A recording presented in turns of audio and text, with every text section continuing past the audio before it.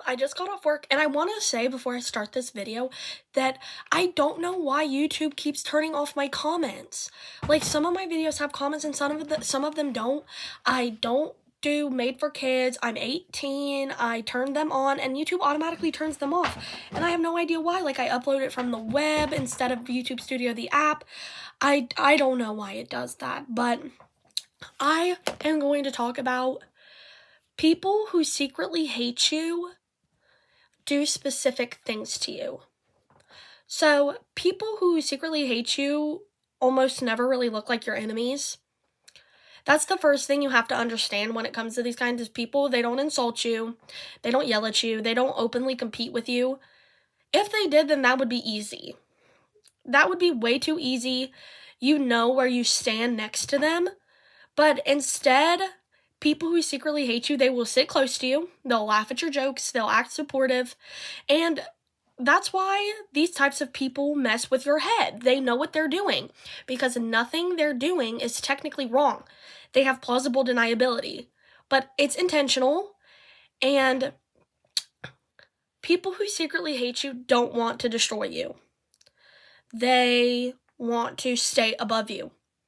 And that's the key difference. They don't need you gone. They need you smaller than what they are.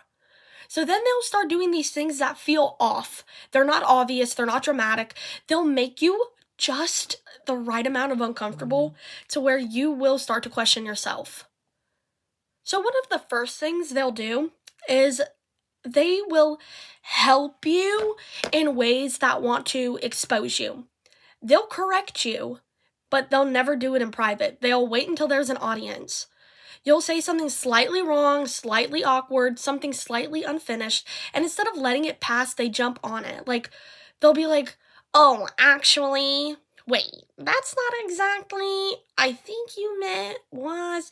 This is kind of framed as like that thing that Gen Z always says where they're like, oh, that's not, like, no. And it's framed as to help you, but it's not about accuracy. It's about the hierarchy. Because right now, in front of everybody, you're the one that needs fixing.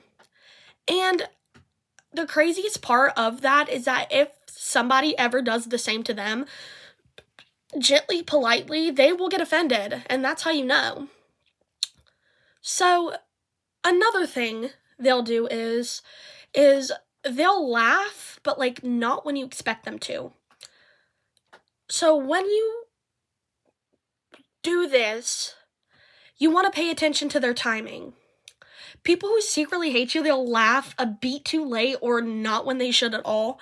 When you'll say something funny and the room reacts, they'll look around before laughing. Or they laugh louder when someone else says the same thing later. It's subtle, it's meant to throw you off, and your body notices it before your brain does. And that tiny pause that they do, that is resentment deciding whether it's safe to show itself. A third thing, they'll agree with you, but they'll never back you up. They'll nod when you talk. They'll say things like, yeah, totally, I get what you're saying.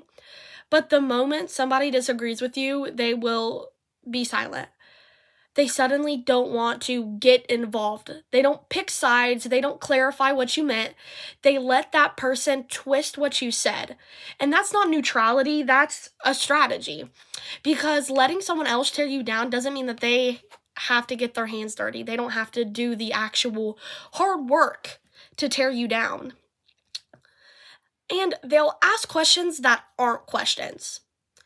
These are one of my least favorite things that people like this do. They'll say things like, so do you really think you're ready for that? Or they'll be like, are you sure that's a good idea? Or they'll say stuff like, wow, that's ambitious. It sounds curious and it sounds concerned, but notice how you feel when they say that afterwards. You feel smaller, you'll feel defensive, and you'll feel like you need to justify whatever you just said. You'll need to justify your existence. A real supporter will ask questions to understand. A secret person who hates you asks questions to plant doubt in your mind.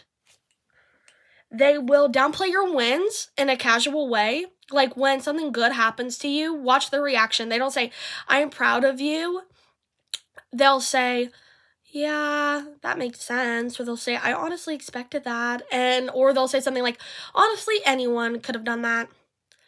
They strip the meaning out of your success. Not aggressively, but they'll do it casually. Like they're tossing a receipt in the trash. Because if your win is impressive, then their position feels threatened, so they flatten it. They'll remember your past selectively. They'll remember your past selectively. So people who secretly hate you will have amazing memory. They'll remember who you were when you were insecure. They'll remember when you messed up, when you felt awkward, when you failed, but they forget who you are now. So they keep referencing an older version of you because that's the version that makes them comfortable. If they acknowledged your growth, they'd have to admit something changed, and that scares them. So they suddenly compete, but then they pretend that they're not competing with you. This one is huge. They'll copy the things you do, they'll copy your tone, your interest, your style, and then they'll act like it's a coincidence. Or worse, they'll mock something about you, and then they'll do it later. They're not admiring you, they're measuring you, they're watching you. And most of the time, this competition is one-sided, and you're just existing, and they're trying to keep score with you. They get weird when you stop reacting. So the moment you stop defending yourself, explaining yourself, they'll stop seeking approval. They changed. They'll care more. They'll poke more. They'll say things to see if you bite at it. Because your reactions, they feed them. And now that supply is gone. Silence unsettles people who relied on your insecurity. And they'll never confront you directly. People who secretly hate you will never say it to your face. Because confrontation risks the exposure. If they confront you, they might lose their mask. They might look jealous and they might look bitter. So instead, they'll drip their poison into you slowly. In jokes, in concern, in their timing. That way, if you ever call it out, they can say, what? I didn't mean it like that. Or you're overthinking. Or I was just trying to help. And then suddenly, you're the problem. But here's the truth nobody tells you. People don't secretly hate you because you're bad. They secretly hate you because you remind them of something they avoided becoming. Your confidence triggers them, your growth exposes them, and your self-respect threatens the dynamic. So they'll stay close. They'll stay close enough to monitor, close enough to influence you, and they'll stay close enough to feel superior. And this is what you should do. Don't confront them emotionally. That is what they want. Don't over-explain yourself. Don't overcorrect. Don't shrink. Just observe them. You want to pull your energy back quietly. Because the moment you stop giving them access to your inner world, they lose the leverage that they need. And trust me, the people who secretly hate you will eventually reveal themselves. The moment that they realize that they no longer matter to you, that is when they will basically let that mask fall. So if you take anything from this video, let it be this. Let it be that you don't need proof, you don't need a confession, and you don't need to explain why something feels off. Your body notices these patterns before your mouth can name them. People who secretly hate you don't explode, they will erode. Slowly, quietly. And they'll do it in ways that are easy to dismiss and hard to call out. And the most dangerous part isn't what they do, it's how long they make you doubt yourself. So stop trying to be understood by people who benefit from misunderstanding you. Stop shrinking so that the room feels comfortable. Stop performing clarity for people who are committed to their confusion. Not everybody deserves access to your thoughts, to your plans, or to your growth. Distance doesn't always mean conflict. Sometimes it just means awareness. And when you finally pull your energy back, calmly, without that drama, pay attention to who panics, who suddenly reaches out, who tries to pull you back into the version of you that you preferred. Those actions will tell you everything you need to know. You're not cold, you're not dramatic, and you're not imagining it. You're done feeding something that was never rooting for you.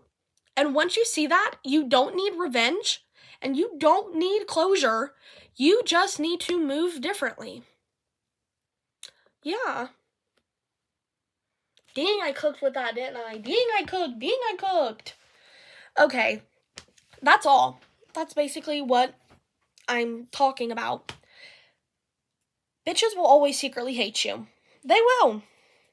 They will always hate you. People will always hate you no matter what. No matter if you're doing something good or if you're doing something wrong, people will always hate you. And that doesn't matter. You just need to continue being yourself, being the best version of yourself that you can be, and don't let anybody ever affect your success. Don't let anybody ever dim your shine, dim your light. Don't let them do anything to you. And that's all. Bye, guys.